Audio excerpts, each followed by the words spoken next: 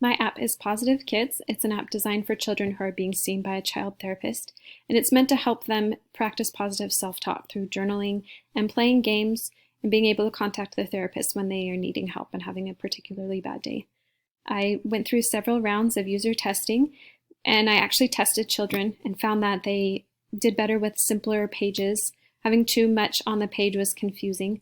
They also liked simpler progress trackers. And so I'm going to walk you through the 3 scenarios that I created and then had my users test to make sure that the app was working appropriately and was meeting the needs of my audience. So the first scenario was you've been using the app for 2 months. Use the app to track how many days you recorded positive self-talk this month versus last month.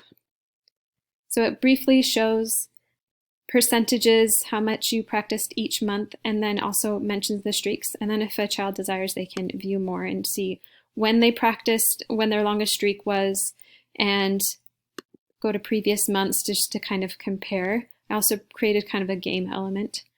And the goal is that you could click on this and see all of your journal entries from that day. The second scenario I created was you are trying to improve your positive self-talk as recommended by your therapist. Use the app to record a new positive thought journal entry.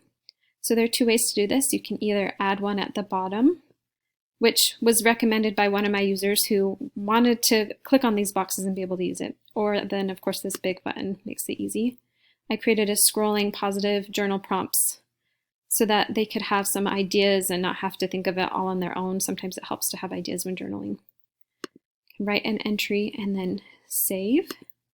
And I also have the option to do a audio recording, to save so that they could, if they didn't feel like writing that day or if they wanted to do it that way, they can as well. The final scenario was you're having a hard time coming up with a positive journal entry. Use the app to play the positive versus negative game. And this will walk you through the game just a few pages so you can kind of see how it works. The goal is to show them examples of how to turn negative thoughts into positive thoughts, because we don't always have positive thoughts all the time. This is my app. Thank you for looking at it, and I had a lot of fun creating it and learned a lot.